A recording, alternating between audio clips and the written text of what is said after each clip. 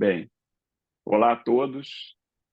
Nessa apresentação, nós vamos falar do uso de transformers para linguagem e imagem, né? Aplicações para corpos de texto e visão computacional, baseado no que a gente viu na arquitetura de transformers nas aulas anteriores. Então, eu vou começar falando desses transformers famosos, né, que são aplicados para texto, né, e é exatamente o chamado Large Language Models, né? Então, eu vou dividir aqui essa parte inicial, né, de transformers para texto, né, em quatro grandes casos aqui. Tem outros, mas esses são os principais, né? Então, eu vou começar falando do transformer original, né, que foi introduzido em 2017, né? E aí depois vou falar do BERT, que foi introduzido em 2018, e depois vou falar do GPT-2 e 3, que foram introduzidos em 2019 e 2020. Então você vê que aqui tem uma sequência, né, de 2017 até 2020, que teve muito progresso e muita atividade, né, e muitos resultados, né, nessa área de pesquisa de Large Language Models, né? Então, tem, com a introdução do artigo, né, Attention is All You Need, e da arquitetura de transformers, teve esse primeiro transformer original. E depois veio o BERT, que é da Google, né, e que significa, né, a sigla aí é Bidirectional Encoder Representation from Transformers, né? Então, são transformers que criam uma representação de codificação bidirecional, né? E aí depois veio a sequência do GPT, né, pela OpenAI, que também é o acrônimo de Generative Pre-Training, né? E a gente vai ver esses modelos todos em detalhe, né? Então, começando com o Original Transformer, né? Esse primeiro Transformer, na realidade, ele foi um exemplo, né, e um estudo de caso para o artigo que introduziu o modelo de Transformer, né? Quer dizer, já existia esse conceito de os modelos de atenção, né? E nesse paper foi introduzido o Transformer só usando atenção, né? Então, a ideia, né, que ele coloca aí no artigo é um modelo para machine translation, né, fazer tradução de texto, né, mas que não usava as arquiteturas tradicionais, né, não usava redes recorrentes nem redes de convolução, né, mas tinha uma arquitetura e uma configuração que era uma arquitetura, configuração de codificador-decodificador, né, encoder-decoder, né? E ele usa esse mecanismo que é teacher forcing, que eu vou falar um pouco mais quando entrar em detalhes aqui, né? Então, a gente viu que a ideia do transformer, né, para ele que é um modelo de atenção, ele é um modelo para conjuntos, né? E para você transformar esse modelo de conjuntos para sequências, você precisa fazer esse position encoding, né? Ou position embedding, né? E aqui ele usou o position encoding para criar o modelo para sequências, né? E é uma arquitetura que foi montada em cima dessa ideia do encoder-decoder com o teacher forcing, né? Usando o transformer como um bloco, né? Então, ele tem um módulo que é o módulo, né, de codificação e o módulo de decodificação, e ele implementa esse o teacher learning, né? Nesse caso é o teacher forcing, porque é junto com o aprendizado, né? Que você tem um modelo, né, de teacher student, que você treina primeiro teacher, depois treina o student. Esse teacher forcing ele faz as coisas integradas, né? Então, como eu estava falando, quer dizer, essa arquitetura aqui, ele tem, né, blocos de transformers, né, com 6 camadas, né, para o codificador e o decodificador, só que tem uma diferença do codificador para o decodificador, né? Mas ambos os blocos têm na entrada aqui, né, são tokens com dimensão de 512, e tem 8 attention heads, né, em cada um deles, né?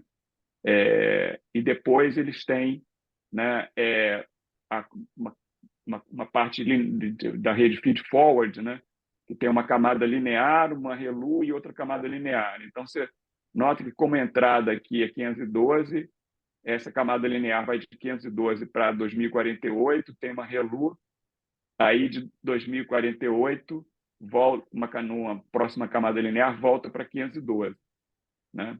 E como eu falei, quer dizer, esse modelo aqui, né, é o modelo de Machine Translation. Então, o exemplo aqui que ele dá, né, ele é feito para fazer a tradução de uma sequência numa outra, né? Então, esse exemplo aqui tem uma frase na língua inglesa, né? A dog on a skateboard. Isso quer traduzir para francês, né? Un chien sur une planchette à roulette, né? E ele vai usar esse modelo Teacher Forcing, e aí é onde entra a diferença entre a parte, né, de encoder-decoder, né? O módulo do encoder, né, ele tem, exatamente como eu falei, essa primeira camada de self-attention, né, quer dizer, entra lá, tem, né, o embedding, aí tem o layer normalization, aí ele vai separar aqui em key, query, value, né? Aí tem o self-attention, tem um dropout, aí tem a conexão aqui, skip connection de ResNet, né? Tem outra layer normalization, tem o feed forward, né? Com essa configuração aqui, né? Linear, ReLU linear. Aí tem o outro dropout, aí sai desse primeiro layer de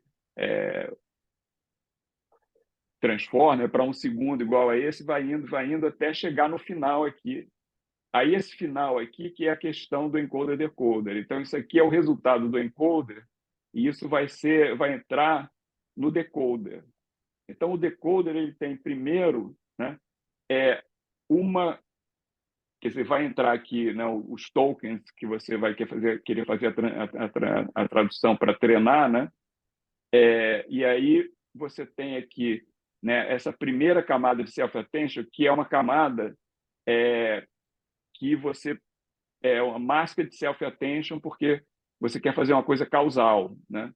E daí tem um dropout, o layer normalization, como no outro, né? E a saída desse máscara de self-attention vai ser o value aqui da próxima camada de self-attention, que é source attention. Só que nessa camada de source attention vai entrar aqui o resultado que foi produzido pelo encoder, né, como key value, né? E aí, a partir daqui, ele tem a rede como o resto da outra, que é o dropout, o layer normalization, feed forward, um dropout, né? E isso vai se repetindo em todas as outras camadas aqui até a saída, né? E aí, na saída, você tem, né, uma camada linear em um softmax, e daí você vai ter os tokens de saída, né? Então, nota que aqui tem uma defasagem aqui, né? Porque aqui entra o start, né? E aí ele tem que produzir o primeiro token, né? O one.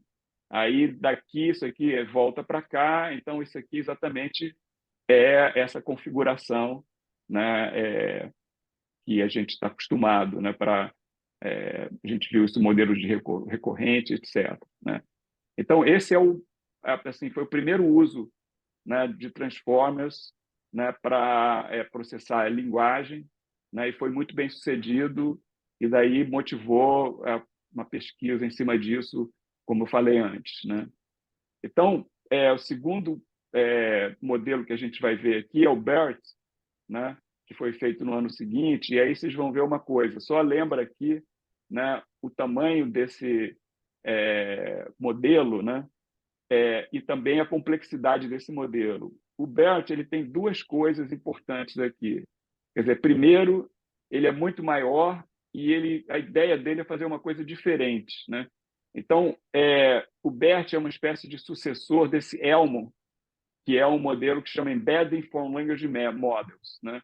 Então, a ideia desse Elmo é o seguinte: você vai fazer um treinamento não supervisionado, né? dataset muito grande, né, um corpo linguístico muito grande, e daí você vai fazer um fine-tuning supervisionado para tarefas específicas, né? E nota que, nesse caso aqui, né, ele está usando um transformer bem mais simples, né? Não é aquele modelo, né, encoder-decoder com tether forcing, né? E nota também que os blocos de transformer eles são não causais, né? Aqui a gente não tem aquele masked self-attention, não tem nada. Mas como a gente tem uma sequência aqui, você tem que botar um positional embedding, né? Então nota que aqui a dimensão, né, dos tokens de entrada é 1024, né? Ele tem 16 attention heads e a rede em si tem 24 blocos, né, de transformers, né? Então que isso aqui dá um total de 340 milhões de parâmetros, né? Também essa rede feed-forward é bem maior, quer dizer, são 4 camadas ReLU, né, com tamanho de 4.096, né? E para isso, né, assim, você treinar esse modelo, né, para fazer só o treinamento dessa parte não supervisionada, né, isso aí precisou de treinar em 64 TPUs, né, durante 4 dias, né? E aí, assim, vamos ver aqui 2 exemplos de tarefas específicas que eles usaram, né? Quer dizer, a primeira é essa tarefa de treinar um modelo de linguagem bidirecional, né? Usando essa técnica de mascaramento, né? De masking, né? A ideia é que você vai bloquear alguns tokens de entrada, né? E a rede tem que predizer, adivinhar o que eles são, né? Porque naquele modelo anterior que a gente viu, você dava um token, ele predizia o outro, né, de saída, o seguinte, né? Esse aqui não, é diferente. Você vai aprender tudo ao mesmo tempo e você tem que saber preencher as lacunas, né? Fill in the blanks, né? Então, para fazer isso nesse masking, o que ele faz ele cria, né, 2 tipos de corrupção ali. Quer dizer, ele vai criar uma máscara e é um token especial que ele tem que a rede tem que descobrir o que tem debaixo dessa máscara, né? E o outro ele vai fazer vai corromper o token, botar um ruído e como isso é uma coisa categórica, né? Ele vai trocar uma palavra pela outra, né? E assim, a rede só vai treinar nesses tokens que foram corrompidos, né? Que tem a máscara, né? E daí a ideia é que você vai dar sequências, né, que são amostradas aleatoriamente, né, no conjunto de dados, né, e aí ele vai ter que aprender a relação, né, como você preencher, né, pegar essa estrutura, né, que no caso aí vai ser tá ligado principalmente com a estrutura semântica e sintática, né? Assim, de como que as coisas, as palavras se encaixam, né? E esse tipo de modelo, né? Nota que aqui o objetivo aqui é você ter uma representação de entender como que os tokens eles se organizam, né? Então, isso foi a primeira coisa que eles fizeram, né? E depois disso eles levaram a coisa mais adiante com uma coisa de classificação, que já a ideia aqui é você aprender, na realidade, não só a relação, né, de palavras entre si, mas aprender uma relação de frases entre si, entendeu? Entender sentenças e ver como que assim coisas maiores se agrupam, né? Então a ideia dele é assim, de classificação é que você vai ter que classificar uma sentença, né, de um jeito ou do outro, e aqui também é uma ideia parecida com essa de mascaramento, porque o que ele tem que predizer aqui no começo de cada sentença, ele vai ter que descobrir o que foi dado para ele, né? Então, tem 2 opções aqui que podem ser dados para a rede, né? A primeira é 2 sequências, né, de tamanho L, mas de partes diferentes do corpo linguístico, né? Então, são coisas que não têm nada a ver uma coisa com a outra, né? E ele tem que descobrir que não tem nada a ver uma coisa com a outra. E a segunda é, você tem duas sequências que uma é um pedaço de uma sentença, né? Quer dizer, você quebra uma sentença em dois, por exemplo, ou em mais de duas partes, e aí você vai dar, né, um pedaço da sequência e um pedaço da outra. Então, para distinguir isso, ele tem esses tokens especiais, né, que é esse token que a gente viu antes, né, que é o início da sentença, né, e tem um token de separação, né? Então, e é isso sempre dado, e aí entre eles você tem, né, os tokens de uma é, sequência real, né, que pode ser uma sentença, aqui nesse caso que ele está classificando sentenças, né, que tudo isso aqui é a mesma sentença ou são pedaços de sentenças diferentes. E o que ele tem que fazer é classificar, né, esses dados, né? E aí isso fica claro, né, que você tem que entender realmente não só a representação local ali, né, é, gramatical, a estrutura local entre as palavras, mas entender a estrutura global da sentença, o que junta com o quê, né? Então foram essas duas tarefas de fine tuning que eles fizeram de maneira bem sucedida, né? E para isso eles usaram para treinar, né, 200 2 bilhões e 500 milhões de palavras da Wikipedia inglesa, né? E, além disso, eles acrescentaram 800 milhões de palavras desse book corpus, né? E também pegaram 11 mil, né, livros, né, de autores não publicados, né? E aí, nesse pré-training, né, na realidade, o que eles treinaram não foram sentenças. Ali a gente viu, esse último caso, eles estavam usando sentenças, né? Aqui, no pré-training, eles usaram, né, sequências de tamanho L, né, baseado na estrutura da rede, né, do corpus linguístico, né? E isso funcionou muito bem, né? E aí, só para fechar aqui, quer dizer, eu queria voltar a uma coisa que a gente discutiu muito rapidamente em aulas anteriores, quer dizer, que todas essas redes elas de transformers elas trabalham com tokens, né? E no caso, né, de você estar trabalhando, né, com modelos de linguagem, né, o token vai estar ligado com palavras, né? E aí tem maneiras de você criar o token, né, relacionado com palavras, né? E esse modelo do BERT eles usaram uma coisa que a gente falou rapidamente, que é o token, que de subword, né? Quer dizer, a ideia é subpalavras, quer dizer, a ideia é você tem uma frase aqui que é feita por várias palavras, e aí você vai quebrar algumas palavras, mas não necessariamente todas, né? Então, nota que aqui embaixo a gente está mostrando, né, as palavras, inclusive o espaço em branco, né, porque o espaço em branco marca o início da palavra, né? E aí, por exemplo, nesse caso aqui, ele quebrou, né, a primeira palavra jet em J e E T, né? Quebrou a palavra field, né, em FEIUD, né? E as outras não quebrou, poderia ter quebrado também, né? E aí tem uma técnica para você fazer isso, né? Quer dizer, que é um pouco mais sofisticada do que simplesmente você fazer o token embedding, né? Como a gente viu antes, né, que você pode fazer o one hot encoding e outros tipos de embedding, né? O problema é que quando você usa o word level tokenization, né, você vai ter a dimensão ali dos vetores fica muito grande, né?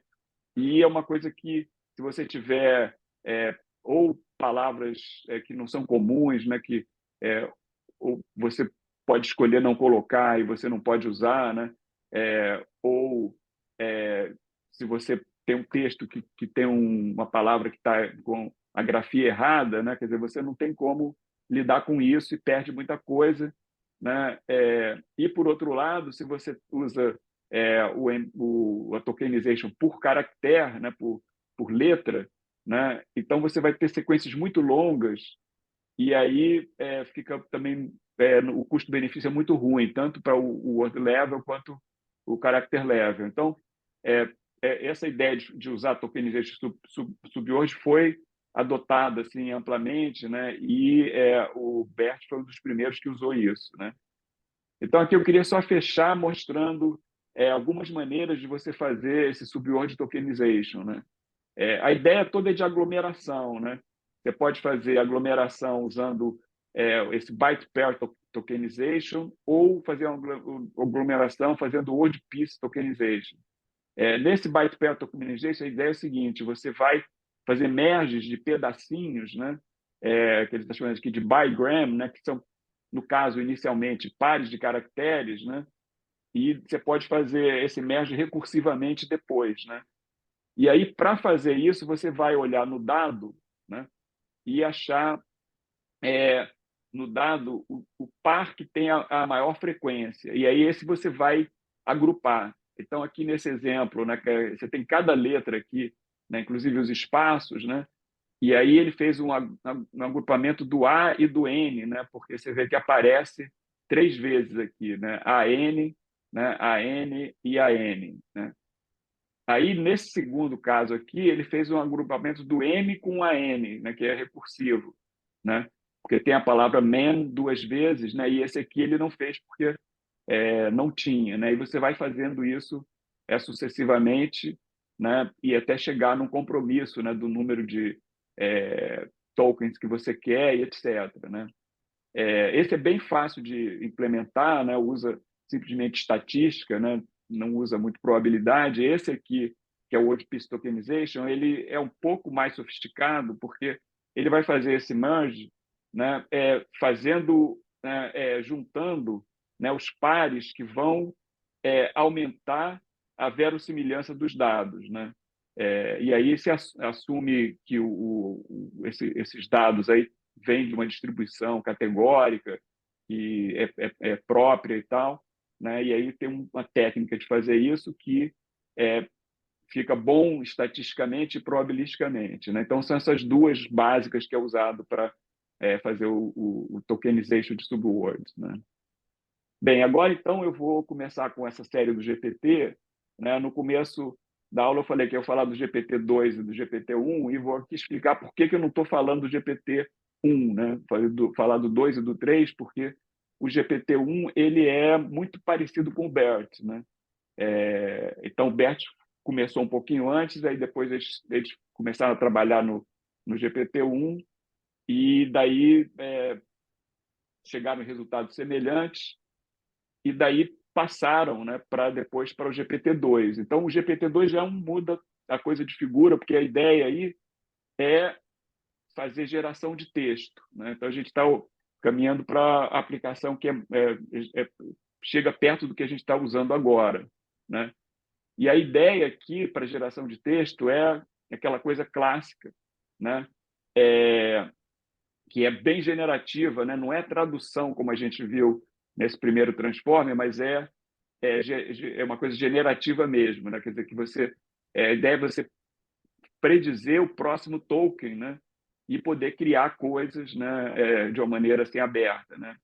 E aí você tem um modelo que é um modelo de linguagem autorregressivo, né? E aqui você vai usar, né? Essa estrutura causal completa, né? Quer dizer, você tem o positional embedding e o masked self-attention, né?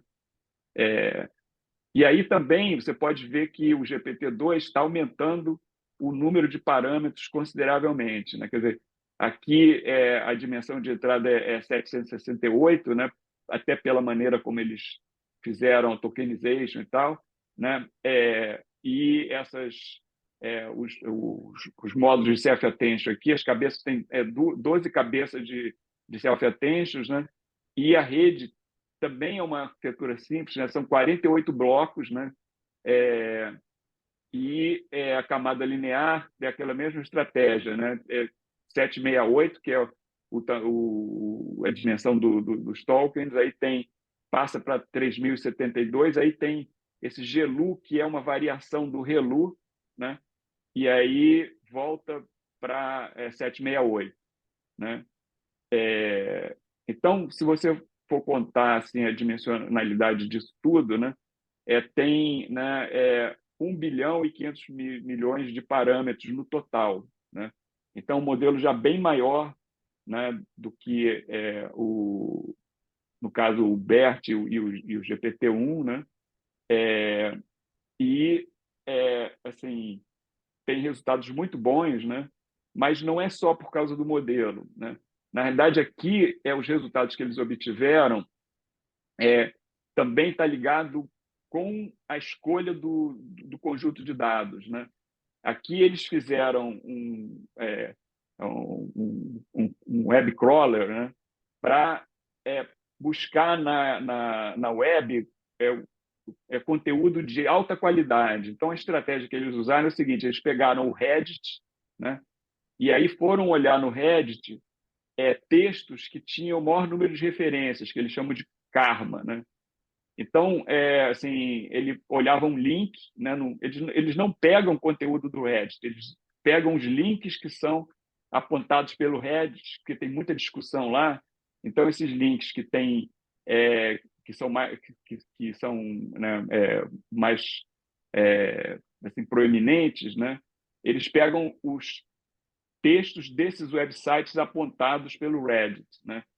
E aí isso seria uma medida de pegar um texto de qualidade, né? Então, com isso, eles pegaram 45 milhões de links, né, com 8 milhões de documentos, né? Isso deu 40 gigabytes de texto, né? E nota que eles não colocaram dados da Wikipedia, né? Tiraram fora, porque eles não quiseram ter esse viés de ter coisa da Wikipedia, né? Quiseram ter um texto de qualidade baseado no Reddit, né? E também, para treinar a rede, né, eles também fizeram aquela estratégia de pegar sequências de L palavras contíguas, né, no corpus, né, que não necessariamente são sentenças, né? E eles fizeram uma tokenization de byte pair um pouco mais sofisticado, né, baseado naquela ideia que a gente falou antes, né? Só que aqui eles usam 2 bytes aqui para pegar os caracteres Unicode, né? E aí tem um jeito de quebrar aqui e fazer o merge, que no final dá 40 mil elementos, né, no vocabulário, né? E aí, com isso, eles tiveram um bom resultado, tanto em termos do modelo, quanto em termos do conjunto de dados. Isso aí permitiu um breakthrough de qualidade assim que assim, foi muito grande, o salto de qualidade foi muito grande, né? E aí a ideia, assim, para vocês entenderem, como isso tem esse exemplo dos unicórnios, que como esse modelo é um modelo generativo, a ideia é que você dá um prompt aqui, né, escrito por uma pessoa, né, e ele tem que entender esse prompt e escrever um texto baseado nesse prompt, né? Então, algumas coisas que dá para perceber aqui é que diferentemente de outros modelos generativos de texto, né, ele tem uma coerência muito grande. Por exemplo, a gente viu, quando falou de modelos, redes recorrentes, né, que pegou a obra inteira do Shakespeare e conseguia pegar a estrutura, né, de peças do Shakespeare, né, você tinha lá os personagens, mas não tinha uma coerência dos personagens, não eram os mesmos personagens que apareciam sempre, né? Tinha nomes de personagens que apareciam em peças diferentes e tal, então ele não entendia essa coerência. Aqui, né, você vê que ele fala aqui de um cientista, etc., taraná, que está, né, tá ligado com pesquisa com unicórnios e tal, né? Aí ele inventou o nome do cientista, que é esse Dr. George Paris, e só ele que aparece aqui, né? E vê que o unicórnio é um dos temas, né? E aí ele começa a falar do unicórnio, né? E você fala que unicórnio, etc., né? E o chifre do unicórnio, etc., né? Então, assim, aqui o modelo ele tem não só qualidade, mas coerência, e uma coerência assim, ampla, né? E isso aí foi um breakthrough, né? Que assim assustou todo mundo, como agora as pessoas voltaram a se assustar com o chat GPT, GPT-4, né? E aí, por isso, né, o que os autores da pesquisa, né, estão fazendo, eles é, mostraram os resultados e assim, não disponibilizaram os modelos inicialmente, né, porque teve essa repercussão muito grande, né, tanto na mídia especializada quanto na mídia em geral, né, e aí depois eles começaram a disponibilizar os modelos, né, para grupos de pesquisa e só depois, né, que eles disponibilizaram mais amplamente os modelos, né. Então isso foi um ponto assim realmente é, de cisão ali, né? Foi uma mudança realmente muito grande, inclusive em relação à sociedade, na pesquisa nessa área desses large language models, né? E aí vem o GPT-3, né, que eles tiveram o gostinho, né, do impacto que isso pode ter, e aí eles quiseram, né, ver até onde que isso iria, né? Então, o GPT-3, a ideia é levar isso no limite, né? O quanto que o GPT-2 pode assim, ir para frente. E aí tem aquela questão que a gente vai ver depois, falar um pouco mais, quer dizer, que assim, um aumento grande quantitativo, às vezes ele chega numa mudança qualitativa, né? Então isso essa que é o espírito da coisa. Então nesse caso no GPT-3, na verdade não tem muita mudança, né? Assim da estrutura do modelo, etc. Né? O que tem é o modelo é muito maior e treinaram com muito mais dados, né? Continua sendo um modelo de linguagem autorregressivo, né? É uma pilha, né, de blocos de transformer causal, né, com position embedding, só que eles aumentaram tudo, né? Então, em vez de ter 48, tem 96 blocos, né? A dimensão aqui, né, do position embedding passou para 12.000, né? Tem 96 attention heads, né? E o tamanho da sequência aumentou para 2048, né? Então, aí além disso, você tem, né, na camada, né, totalmente conectada, né, você tem uma camada linear que vai da dimensão, né, que é essa aqui, né, para 4 vezes a dimensão, tem uma GLU, 4 vezes a dimensão é a dimensão, né? Então, juntando isso tudo, você vai ter um modelo que tem 175 bilhões de parâmetros, né? E aí, obviamente, para treinar isso, né, eles precisaram de 10.000 GPUs, né, treinando em paralelo, né, direto por 12 dias seguidos, né? Então, precisa ter muita bala na agulha para poder fazer isso, né? É estimado que o custo disso foi de 4,5 milhões, né, de dólares, né, para fazer um treinamento, né? Então, assim, realmente eles quiseram chegar no limite, né? E, assim, não só eles aumentaram, né, o modelo em termos de criar um modelo muito maior, né, eles também mudaram a maneira de treinar, porque eles pegaram, né, é, é,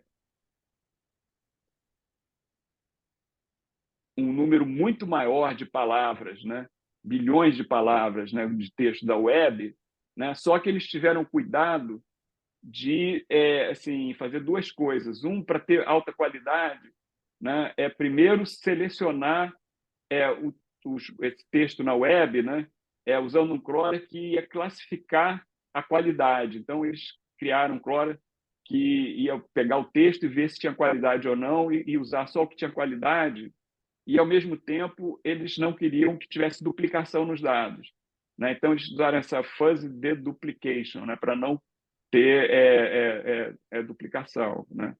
E aí, além disso, eles acrescentaram outros modelos de alta qualidade, né, como WebText, Wikipedia, Books Corporate e tal. Então, assim, o GPT-2 já tinha o corpo linguístico de alta qualidade, esse aí eles procuraram fazer melhor ainda, né? E aí, juntando essas duas coisas, tiveram realmente um resultado muito maior, né? Mas tiveram que pagar o preço, né, do treinamento, né? Então, aqui, para a gente ter uma comparação, né, do que significa assim, o esforço de treinamento do GPT-3, né, Aqui, esse bloco aqui é o GPT-3, e nota que eu falei daquele o modelo maior, né, que é esse, né, que tem 175 bilhões de parâmetros, mas, na verdade, eles têm desde o pequeno, né, ao médio, ao grande, ao extra grande, né, e tem esses aqui, que eu não sei quantos parâmetros tem aqui, mas aí eles têm aqui, né, esse menorzinho aqui, que são 13 bilhões, esses são 6,7 bilhões, esses são 2,7 bilhões. Então, assim, eles pegaram desde um modelo GPT-3 menor para um maior, né? Mas nota que isso aqui está numa escala logarítmica, né? Então, aqui é 1, 10, 100, 1000, 10.000, etc. Né? Então, se você for comparar, por exemplo, com o BERT, né? O dobro aqui não é o dobro, é ordem de magnitude maior, né? Mesmo esse T5, que é muito poderoso, né? Com 11 bilhões de parâmetros, né? Essa diferença aqui é muito grande, né? Então, assim, aumentou muito grande, né? O tamanho do modelo, e aqui é o número de petaflops por dia de treinamento, né? Então, isso aqui, na verdade, não é o tamanho do modelo. O tamanho do modelo está aqui nesses números, né? Isso aqui o esforço de computação para treinar, né? Em termos de petaflops e números de GPUs que você precisa, né? Bom, e aí, com isso, realmente teve assim, um outro salto assim na qualidade, né?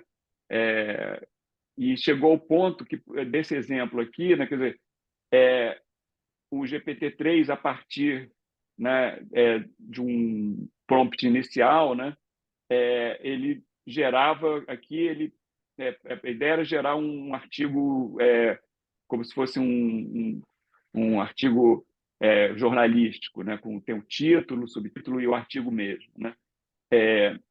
E aí, isso aqui, um humano, né, tinha muita dificuldade de distinguir, né, se isso foi escrito por uma pessoa ou pelo GPT-3. Né?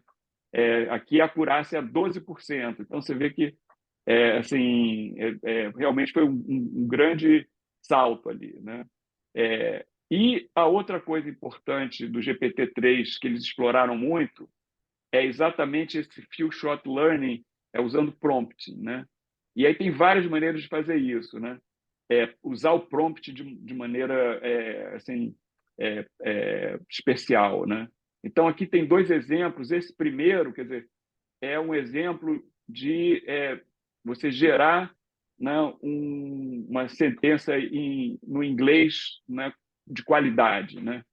Então a ideia do prompt é que você dá um contexto, né, do que você quer que ele faça, e ele vai usar aquilo no modelo generativo. Então, nesse caso de gerar um bom inglês, né, você dá pares, né? O inglês ruim, inglês bom, inglês ruim, inglês bom. Aí dá alguns desses para ele, e aí, a partir daí ele entendeu o que você quer, o que é um bom inglês, e ele consegue, a partir do inglês ruim, ele gera um bom inglês, né? E vai fazer isso e vai funcionar. Então, você vê que ele corrige coisas aqui, como, né, gramática, assim, sintaxe, etc. Né? E o que é importante aqui é que ele não está retreinando essa questão do prompting, né, o few shot learning, é que você não retrena. Quer dizer, a gente viu que é caro treinar, etc. Né? Aqui não, aqui na hora da inferência, no prompt você dá o contexto e ele aprende aquilo, né, porque ele já sabe muita coisa, ele entende o que você quer, essencialmente. Né? Então, você tem esse exemplo aqui, e tem exemplos mais criativos, que é esse aqui, né, dele entender o significado de uma palavra nova. Então, aqui é o que eles fizeram, assim, inventaram uma palavra, né, burimbo, gigamuru, né, skrig, watpu, né? Mas eles dizem o que é. Eles dizem, ó, watpu é um small furry animal native da Tanzânia. Aí diz, ó, um exemplo de uma frase que usa o Watpu é isso aqui, né? Nós estamos viajando na África e vimos um Watpu bonitinho, né? Aí ele vai entender isso e vai saber usar essa palavra, né? E aqui são exemplos exatamente onde aqui você está dando a palavra e explica o que que é, e ele vai já gerar uma frase, né, que faz sentido, né, com a definição que você deu para aquela palavra, né? Então, isso aí é o que faz, né, o GPT-3, GPT-4 e o chat GPT ser muito poderoso, né? É, Só que esses modelos, né, do GPT-3, GPT-4, têm bias, né? Então, eles fizeram também uma análise, né, dos bias que tem nesses modelos, né? E aqui é um exemplo, né? Quer dizer, tanto em termos de ter bias, né, em relação a gênero, né, como ter bias em relação a certos temas, né? E isso é uma coisa comum, a gente não vou nem discutir isso aqui, mas só para mostrar que tem, eles estudaram e a gente sabe por quê, né? É, Bem, então, se a gente for fazer um resumo aqui do GPT-3, né, uma coisa que é importante é distinguir o GPT-3 desse GPT-3 com prompt, que muda totalmente, né, o contexto ali, né, como é que você coloca a coisa e muda a aplicação, né? Só que tem, né, alguns problemas que você não consegue resolver, né, só com essa ideia de zero shot, né, se não tiver algumas suposições, né? E aí a questão, né, assim, o prompt, ele meio que vai, né, tá ligado com que suposições você vai fazer, né? Quer dizer, então, uma coisa que é interessante pensar, assim, não é se o GPT-3, né, pode resolver um problema no sentido de entender e fazer a coisa, mas quanto que você tem que ajudar ele, né, através do prompt, né? Que você tem que explicar para ele o que você quer, né? E isso é uma coisa que a gente tem visto agora recentemente, né, com o chat GPT, etc., né? Por outro lado, quer dizer, todas as interpretações, né, como essas coisas caíram, né, na boca do povo, vamos dizer assim, né, se fala muito sobre o GPT-3, GPT-4, Chat GPT, né, mas tem, assim, tem que assim, interpretar isso, né, de uma maneira muito cuidadosa, porque assim, não, não dá para olhar só o que as pessoas estão falando, né? Tem que entender e principalmente ir na fonte, né? Ler o paper e as pessoas que estão realmente estudando a área, né? Bom, e agora então só para terminar essa primeira parte, né? Assim, a gente tem uma visão geral, né, de Transformers para Natural Language Processing, né? Então, aqui começando desde, né, do Transformer original, né, até o GPT-3 e outros, né, como Gopher, etc., você vê que a tendência realmente foram essas duas coisas que a gente viu no GPT, né, 1, 2 e 3, né, que vai aumentando o tamanho do modelo e sofisticando a qualidade dos conjuntos de dados, né? Então, aqui você vê que você passa de 12 camadas para 80 camadas, 96 camadas, né? A largura aqui passa de 512 para 12.000, 16.000, né? O número de attention heads passa de 8 para 96, 128, né? O número de parâmetros também vai aumentando, né? De 65 milhões para, né, quase 300 bilhões, né? E também o tamanho dos conjuntos de dados, né? Esse aqui não foi divulgado, mas aqui de 13 gigabytes, né, para é, 10 terabytes de dados, né? E, obviamente, também assim, o esforço de treinamento, né? Aqui 12 horas, né, em 8 GPUs simples, né, para 38 dias, né, em 4.096 TPUs, né, com várias unidades dentro dela, né? Então, isso é uma tendência e no final do curso a gente vai discutir um pouco mais sobre como lidar com essa questão, né, de large models, né? Não é só large language models, né? Large generative models, né? Então, agora eu queria dar uma pausa aqui, só dar um segundinho para me respirar e aí entrar na segunda parte da aula, que seria falar, né, de aplicação de transformers para imagens, né, para aplicações de visão computacional.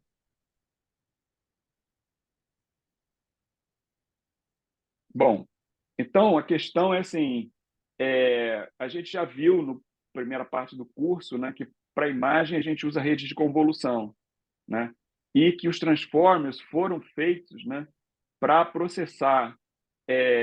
Na verdade, eles são inspirados em modelos de sequência, né, que são feitos para texto, né, colocam modelos de atenção para ter essa questão de olhar as coisas mais globalmente, né, e aí usa esse mecanismo de atenção, né, em cima de sequências que você quer dizer, você pega o conjunto de dados, né, uma rede de modelos de atenção para conjuntos, né, e aí induz uma sequência com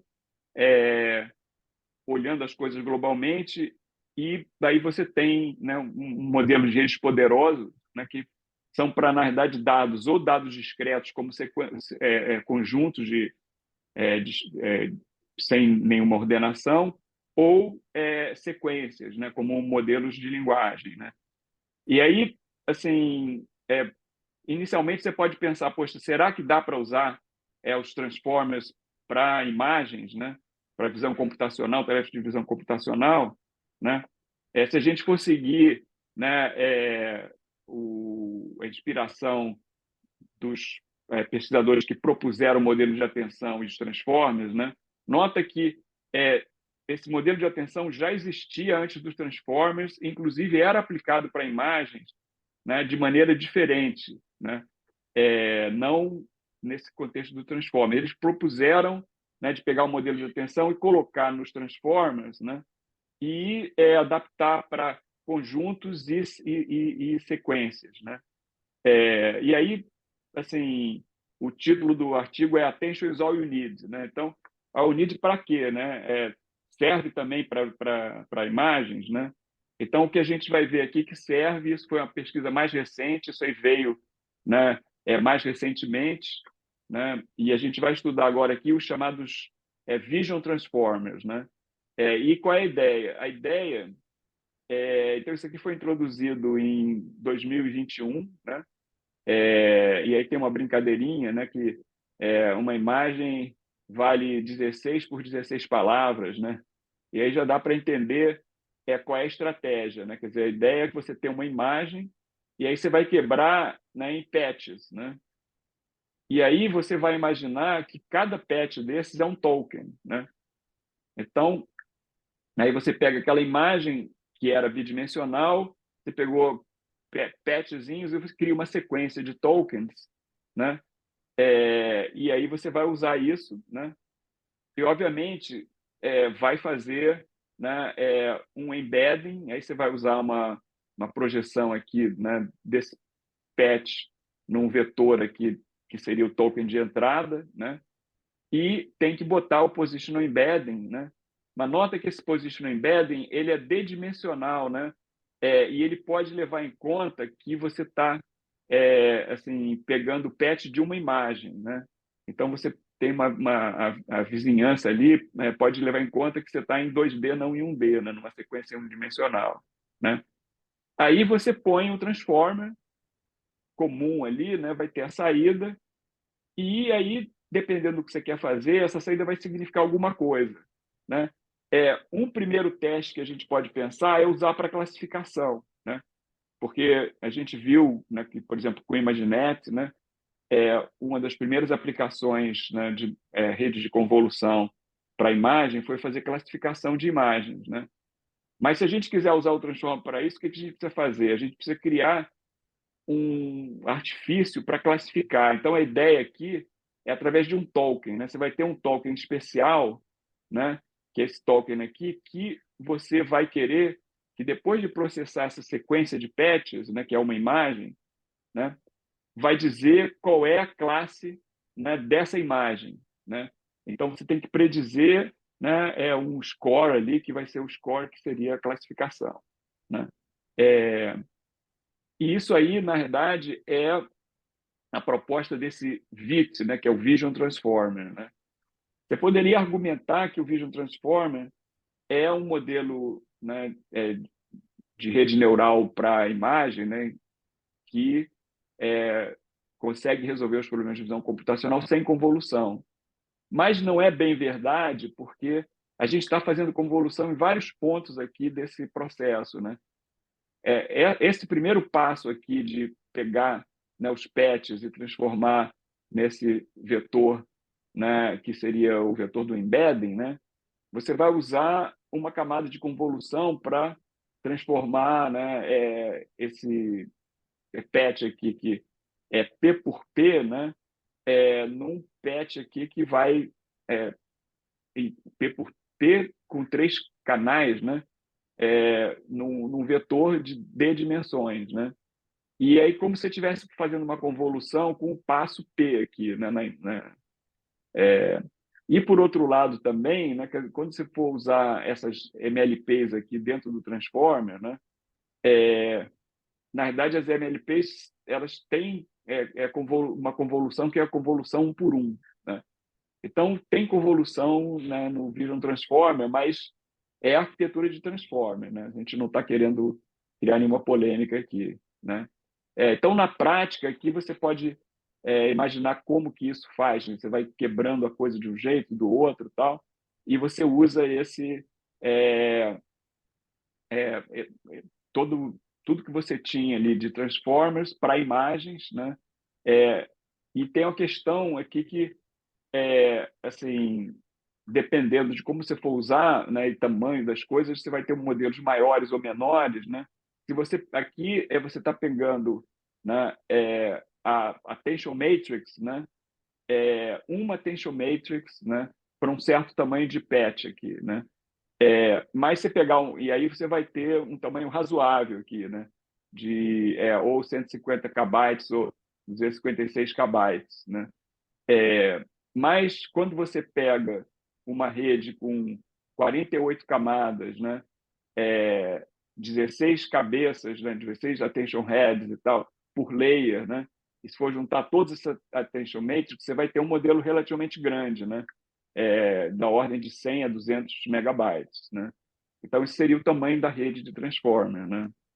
E aí a gente pode comparar, né, o Vision Transformer com o modelo clássico que a gente viu, que é o que funciona e que é o mais adotado, que é a ResNet. Né?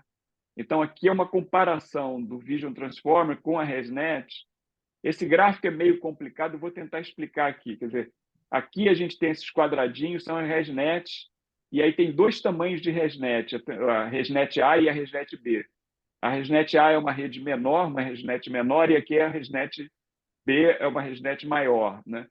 E aí, para comparar com o Video Transformer, eles fizeram muita coisa que eles pegaram, né?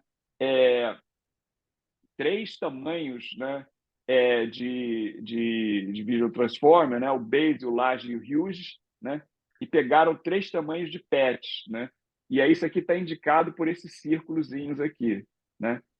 E aí, o que eles fizeram aqui aplicaram esses modelos, né, na Imaginet padrão, né, para classificação, né, na Imaginet 21K, que é uma rede maior, que tem mais coisa assim, fica um problema mais difícil, né? E nesse JFT 300M, né, que é um banco de dados, né, interno da Google, né, que tinha 300 milhões de imagens rotuladas. Né? E aí a conclusão que a gente tem aqui é o seguinte, quer dizer, para quase todas as coisas, você tem um modelo da ResNet que ganha, né, porque aqui o top one accuracy, né, em termos de percentagem. Né? Então, quanto maior aqui, melhor. Né? Então, assim, para todos esses casos aqui do conjunto de dados, né, você tem um modelo da ResNet que ganha, que esse primeiro da Imaginet ele ganha fácil, né? Esse modelo maior tem esse aqui menor que não ganha, né?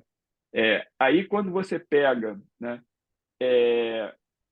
esse modelo intermediário da Imaginet 21K, né? O modelo pequeno fica abaixo, mas o modelo grande fica acima, e esses outros aqui estão intermediários. Esse aqui está um pouquinho acima desse aqui, né?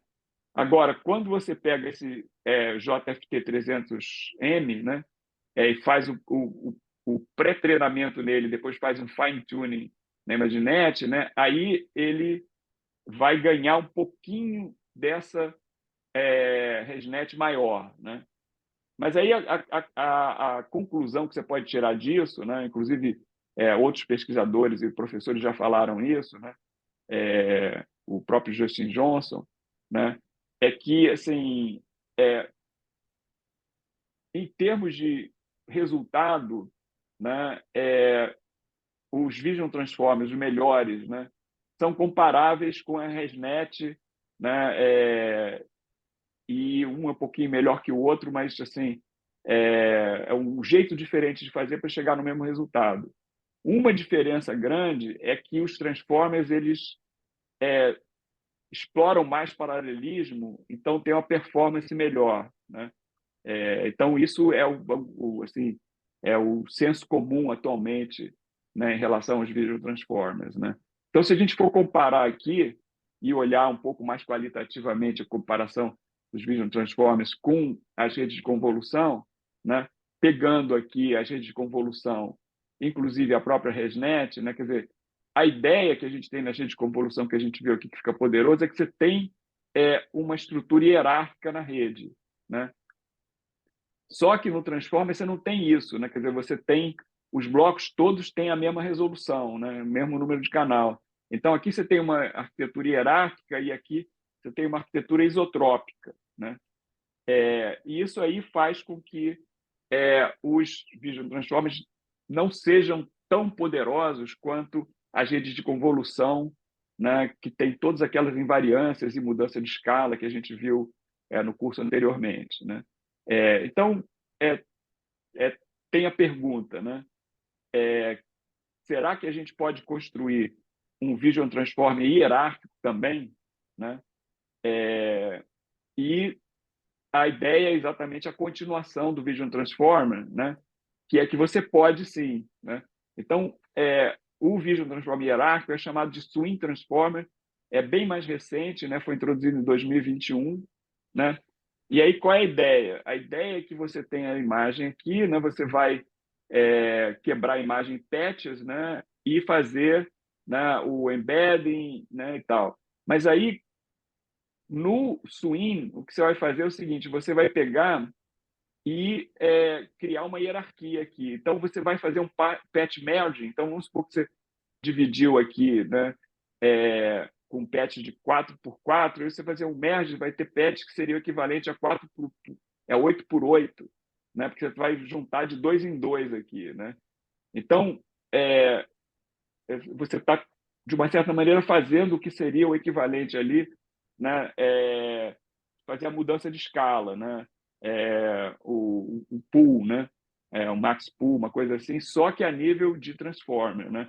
E trabalhando com patches, né? E você pode fazer isso recursivamente, né? Você começa com isso aqui, né, dividindo em 4, né? Depois divide em 8, né? E assim por diante, né?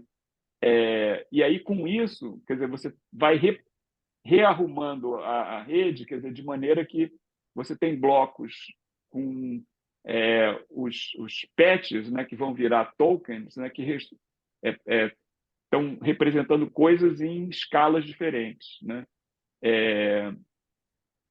E você pode continuar isso, né, assim, indefinidamente, né? Dependendo da resolução da sua imagem, né? Qual é o problema disso? Isso tem um problema que está aqui, né? Quer dizer, cada vez que você vai fazendo esse rearranjo, né, e mudando a escala, você vai ter uma matriz de atenção, né, que vai crescendo exponencialmente, né? E não fica prático de você processar isso, né? Então, aquela coisa, there's no free lunch, né? Quer dizer, você conseguiu criar essa hierarquia, mas para você ter toda a vantagem completa dos transformers, de olhar todo mundo com todo mundo e tal, a sua matriz de atenção vai ficar gigantesca, né? Então, qual é a solução? A solução é você abrir mão de todo o poder, né, do self-attention e fazer uma coisa que, guess what, né? Vai ser um pouco local, né? Na hora que você vai fazendo essa mudança, você vai abrir mão da coisa totalmente global e vai fazer uma coisa que tem, né, janelas, né, que estão pegando coisas locais e estão conversando entre si, mas sem todo mundo olhar todo mundo ao mesmo tempo, né? Então você não vai usar, né, o full attention, né, a atenção completa, na imagem inteira em todos os pets, né? Você vai usar a atenção só dentro de um pet, né? Que é exatamente aquilo que eu falei. Se você tem uma grade, né, com H por W tokens, né, a matriz de atenção vai ser quadrática no tamanho da imagem. Se você pegar e fizer a atenção só dentro, né, desses patches, né, aí você vai ter uma coisa, né, que você vai ter um escalamento que é linear no tamanho da imagem, baseado no tamanho, né, do patch que você escolheu, né? E aí, no caso, esse Swing Transformer, né, ele definiu que vai usar esse M igual a 7 aqui, né? Que é o número de tokens aqui que você vai pegar, né, para poder fazer o tamanho da janela, etc. e tal, né? Então, isso aí resolve o problema, né, computacional, mas aí cria um outro problema, que é que aí você vai ter atenção só dentro de cada uma dessas janelas aqui que foram consideradas, né, para self-attention, né? Não tem comunicação entre essas janelas aqui, né? E aí tem um grande lance da onde vem o nome do Swing Transformer, que é o seguinte: você vai, na verdade, criar dois reticulados, né? Um reticulado primal e dual, né? Que um vai interagir com o outro, né? Então, você vai ter esse reticulado, que ele está chamando, né, de janelas normais, né? E daí você pega, né, e cria um dual que faz um shift, né, que vai ter uma sobreposição entre eles, né? Então, por exemplo, se você pegar essa janela aqui do meio, né, ela vai pegar essa região toda aqui, né, e vai interagir com o resultado dessas quatro aqui, né? E assim por diante, né? Tem um probleminha que a gente não está trabalhando no plano euclidiano, né? Trabalhando numa região com bordo, né? Então, nos bordos, você precisa de umas janelas que não são quadradas ou são pequenininhas, né? Mas isso não tem problema nenhum, né? Só uma questão estética, e tem umas outras consequências. Mas aí, esse nome swing vem exatamente disso, né? De Shift Window Attention, né? E como é que você treina isso, né? Quer dizer, na verdade, o que você vai fazer você vai alternar, né, entre a janela normal e essa janela shiftada, né? E aí você faz com que uma se comunique com a outra, a informação vai fluindo aí, né? Aí tem um outro detalhe que, quando você está trabalhando com a imagem inteira e dividiu ela em patches, né, você tem uma coisa absoluta aqui, mas aqui você quer, na verdade, como você está fazendo attention dentro das janelas, você quer que ter uma informação relativa ali, né? Então você tem um positional embedding, né, que ele vai pegar e não vai fazer usar a posição absoluta, ele vai usar uma posição relativa entre os patches, né? E aí vai mudar a maneira de calcular a tensão e o softmax, né? Usando isso e usando, né, esse bias relativo aqui, né? E aí a coisa funciona bem, né? E isso é o último resultado que tem aí, né, em relação a usar transformers para a imagem, para aplicações de visão computacional. Então, resumindo aqui essa segunda parte, né, quer dizer, os Vision Transformers provaram que dá para usar transformers para imagem, né? E é um tópico de pesquisa assim nesse último 2 anos, né? Nota que ele tem uma arquitetura muito diferente, né, das arquiteturas de redes de convolução tradicionais.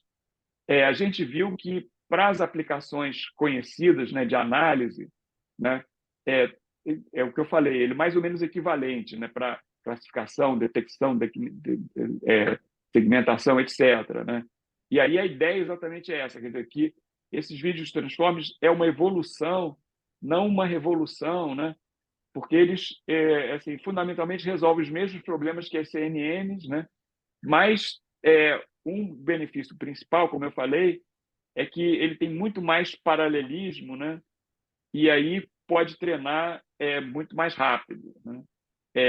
Aí fica a última questão que eu quero colocar, que aqui são para aplicações de visão computacional de síntese, né? E os modelos generativos, né? Então, isso aí é uma pergunta que eu vou deixar no ar para a gente responder, né? Assim, mais para o final do curso, eu vou voltar a isso, né? Bem, é isso. Então, eu vou agora parar a gravação.